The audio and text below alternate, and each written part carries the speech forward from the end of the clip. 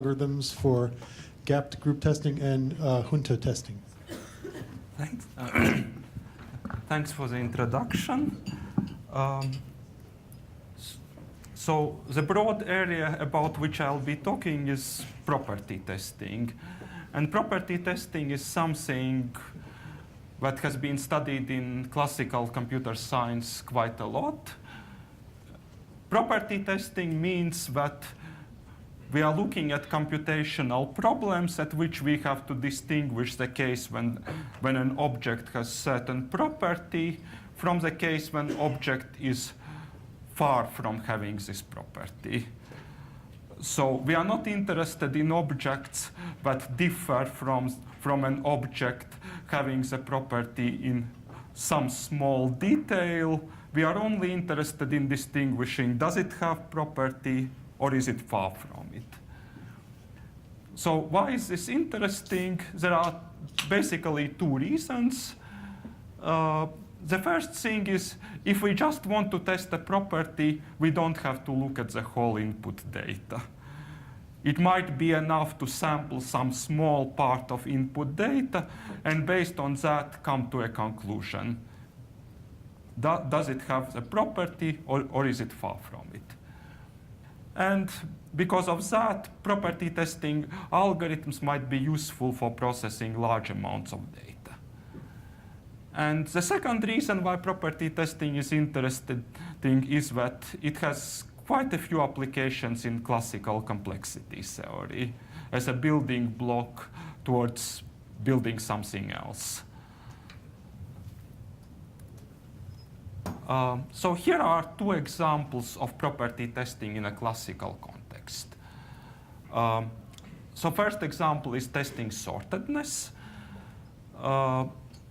So let's assume that our input data is a list of numbers, and we have to distinguish between the case when this list is sorted and the case when this list is far from sorted. And far from sorted means that in order to make it sorted, we must change at least epsilon fraction of numbers on the list, either by changing their values or by removing it. And it turns out that if we phrase our task like this, we don't have to sort all of those numbers to test if they were sorted or not. It is enough to take about log n over epsilon numbers, look if they are sorted, and if they are not, we know that our array was not sorted. If they are sorted, then we can conclude that the array is either sorted or is at least close to being sorted. And here you see the thing that I already mentioned. The time that we need for testing a property can be much smaller than the size of input data. In this case, log n queries for testing a property of data of size n. And here is another example. So this is something that is very important in classical complexity theory. Let's say that we have a Boolean function that takes n Boolean variables as an input and outputs a value that is 0 or 1. Then inputs to this function are vectors of length n. We can do bitwise addition on those vectors. And we say that a function is linear if function on x plus y is the same as function on x plus function on y. Now, if we want to check whether a function is linear, we basically have to evaluate it at every point, because there is always a chance that it's nonlinear, and this nonlinearity only shows up in the last point. On the other hand, if we phrase it as a property testing question, that is, distinguish linear functions from functions that are far from being linear, we can do that by just querying 3 values of the function. we query f of x, we query f of y, and we query f of x plus y. And we test whether f of x plus y equals f of x plus f of y. If a function is linear, it obviously passes the test. If the function is such that in order to make it linear, we must change it in many places, then it will fail this test quite frequently.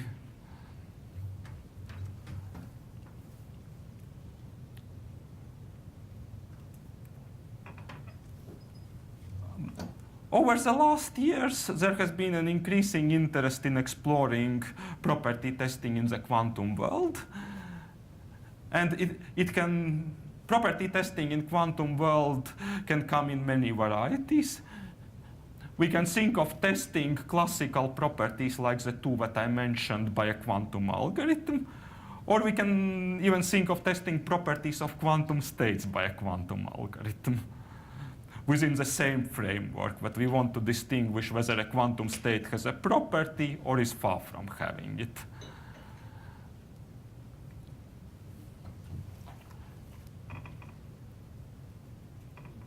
Now, here are a few examples where quantum algorithms can do better than classical for testing classical properties. So one example is actually from my talk on Tuesday. On Tuesday, I had a talk about a problem called correlation, which can be evaluated quantumly with one query and requires square root of n queries classically. Now, if we think of this problem, it is actually a property testing problem. We are given two vectors. We have to test the property whether Fourier transform of one vector is well correlated with the other vector. If they are, we must output yes. If they are far from being well correlated, we must output no. If they are neither, well, we don't care. And for another example, let's say that we are given a graph. We can access this graph via queries, and we want to test whether this graph is bipartite or whether it is far from bipartite. And then classically, we can do that with square root of n queries, where n is the number of vertices. That is already less than the size of input data. Quantumly, we can do with cube root of n queries, essentially by using the quantum algorithm for element distinctness. OK, so now here is the problem that we address in this talk. So it is called junta testing. In English, junta typically refers to those groups of generals that have been ruling various countries at various points of time. In complexity theory, junta refers to a function that depends on small number of variables. So a dictator function would be a function depending on just one variable, which decides the value of function. Junta is a function that has a lot of variables, but in fact only depends on 2, 5, or 7 of them. So those 2, 5, or 7 variables are the junta which decides the value of the function. Nobody else has a voice. So juntas are quite well studied in classical complexity. Original motivation comes from learning theory. In learning theory, we often have problems in which we have a lot of attributes and we have some property, and we want to know which of those attributes decides this property. And very often we have huge number of attributes and only 5 or 10 of them actually matters. Well, for example, you can think of almost any bioinformatics problem in which you have huge amount of genes and only a small number of them decide something. Yes, so for these reasons, juntas have been quite popular in computational learning theory, and at some point, complexity theorists took over that and started studying various questions about juntas. And one of those questions is, let's say that we want to distinguish whether a function is a k-junta, meaning it's determined by k variables, or it's far from any function that is k-junta. So this is called junta testing. And classically, it's solvable with roughly k queries, where k is the number of variables. Yes? So this k is fixed. So that means it's a fixed subset, or just a k, but maybe different. Well, k is a number that we know, and we don't know which subset. The position of bits may be different, right? Yes. Okay. Yeah, we know the k. We don't know which k variables those are. So the task is like, is this function determined by 17 by some set of 17 input variables, or is it far from it? We're not asked to find a subset. We are not asked to find. So at the moment, this is just a testing question. Yeah, so classically, we can test whether a function is k-junta by evaluating it at order k log k points. And there is a lower bound that we need to evaluate it at least order k points. And there was a previous quantum algorithm by Atici and Servedio, which showed that we could test juntas quantumly by evaluating them at order k points. So that beats the best classical algorithm by a tiny factor of log n, and matches the classical lower bound. We give a new quantum tester for juntas that tests whether a function is k-junta by evaluating it at roughly order square root of k points. And this is our main result. OK, and here is our main proof ingredient. We essentially solve junta testing by solving another problem. So this problem is combinatorial group testing. And so here is a combinatorial group testing. Here is a problem from which it arises. So we have n people, and some small number of them are sick. And these n people hand in blood samples. And well, from a blood sample, we can tell whether a person is sick. But there is a lot of people, so we don't want to do n blood tests. Now, one thing that we could do is we could take half of those people, combine some part of blood samples from each person, mix it together, and that way we can test whether at least one of them is sick. And if we find that one of these n over 2 people is sick, then we can take half of them, combine some part of their blood samples, see if at least one of them is sick. And this way, by doing log n tests, we can find one sick person. And if there are k sick people, we can find them with k times log n blood samples.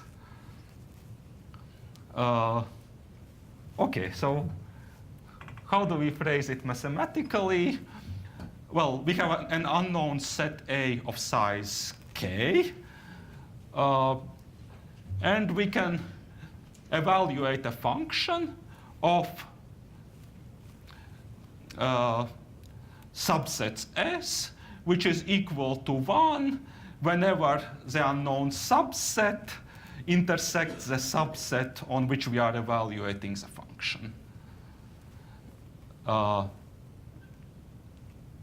OK, so now we consider a version of this problem for which it is not quite clear why that would be interesting, except that it's the key subroutine of our junta testing algorithm. So the version that we consider is that our task is to distinguish whether the number of sick people is at least k, is at most k, or at least k plus d. We don't have to tell which people are sick. We just have to distinguish the case when there are at most k of them from the case when there are at least k plus d. So this is something that, up to our knowledge, has not been studied before. We introduced it as a subroutine to junta testing. So the classical complexity turns out k over d squared.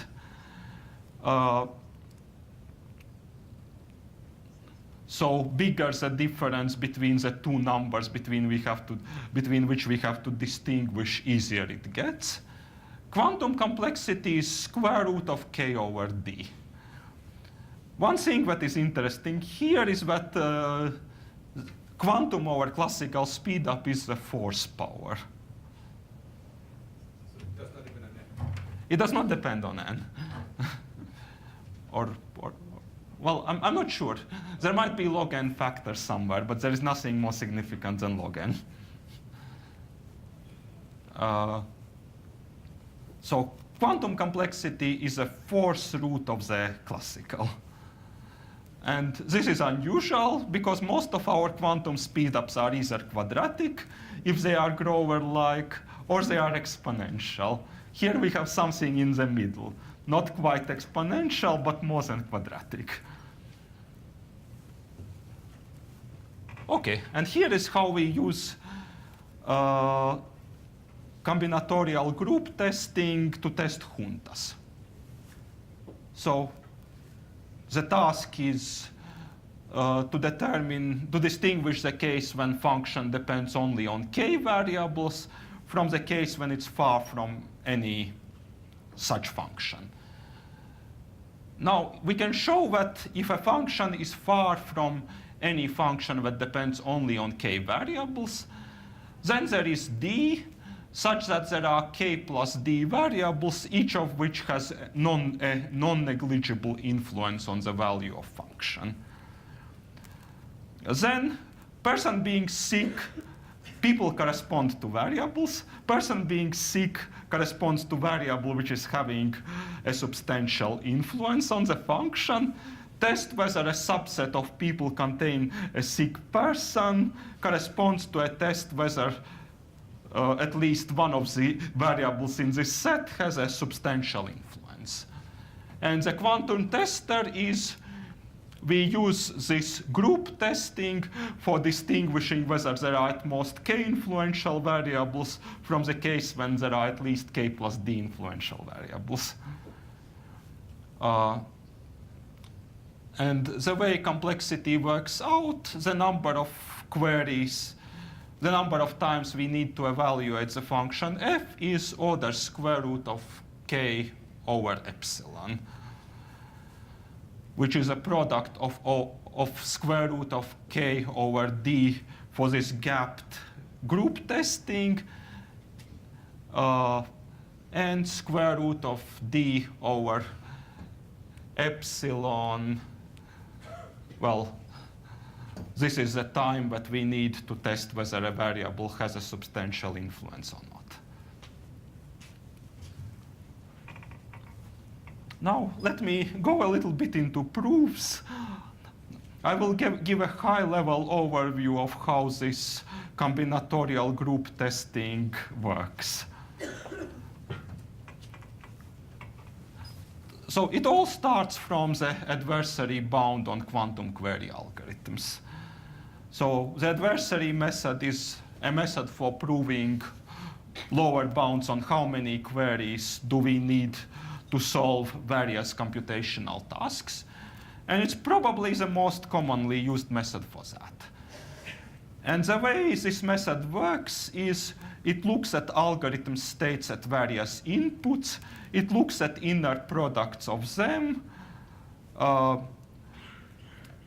It looks at weighted sums of these inner products, and it looks at how these weighted sums evolve during the algorithm. And there are parameters in this method that we can choose. We can choose the weights with which we take inner products in these weighted sums. And then we can phrase the question, which collection of weights gives the best lower bound on how many queries we need, and what that lower bound is. And then we get an optimization problem, and it's a semi-definite optimization problem. And if we have semi-definite optimization problem, we can take its dual. If we have a maximization problem, the dual is a minimization problem. And in this case, it turns out that if we have a solution to dual semi-definite program, then we can transform this dual semi-definite program into quantum algorithm through work of Ben Reichardt. So here we have a method in which this semi-definite program has two forms, the primal form and the dual form. They both have the same number as a solution. And from primal solution, we can go to a quantum lower bound, which shows that we need at least this many queries. From the dual solution, we can go to a quantum algorithm that solves the problem in the given number of queries. So we have a method that gives both quantum algorithm and quantum lower bound, and they are matching up to a constant factor. So this is essentially a universal method for designing quantum algorithms. So what we do is we write this semi-definite program for the gapped group testing, and we produce a solution to it. And that way we get a quantum algorithm. So here is how this adversary semi-definite program looks like in general case.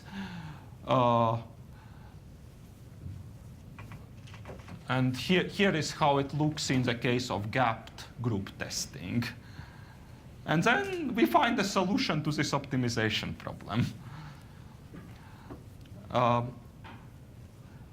One interesting thing is there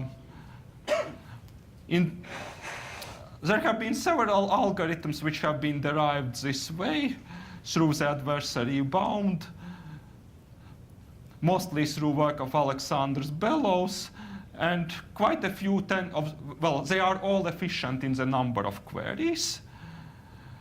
Adversary bound gives you algorithms which are query optimal.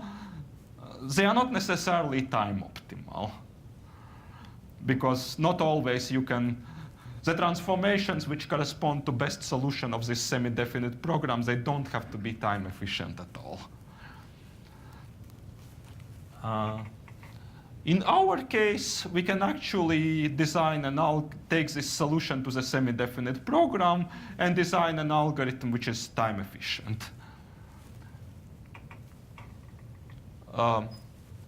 So here is how it goes.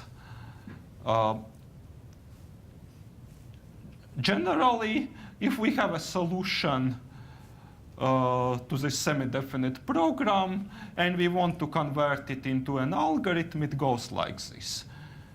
We take a product of two transformations. One of these two transformations is just a query. The other transformation is defined by the solution of this semi-definite program that we are using. Then we have two reflections. That's just like in the analysis of Grover's search. Grover's search is doing two reflections. Here we are also doing two reflections. And then it happens that whenever answer to our computational problem is 1, there is a state that is close to starting state and is left unchanged by these two transformations. Whenever the answer to our computational problem is 0, our starting state mostly consists of eigenstates of the product of these two transformations with eigenvalues that are well separated from 1. And then we can use eigenvalue estimation to distinguish between those two cases. So now here we only have to do two transformations. We have to do query, which is of course efficient, and we have to do this reflection with respect to something where this something comes from the adversary semi-definite program. So that's the non-trivial part. Okay, so here is the thing with respect to which we have to reflect. We have to reflect through a subspace that is spanned by all states of this form. So there is one state of this form for every possible hidden subset A. How do we do that?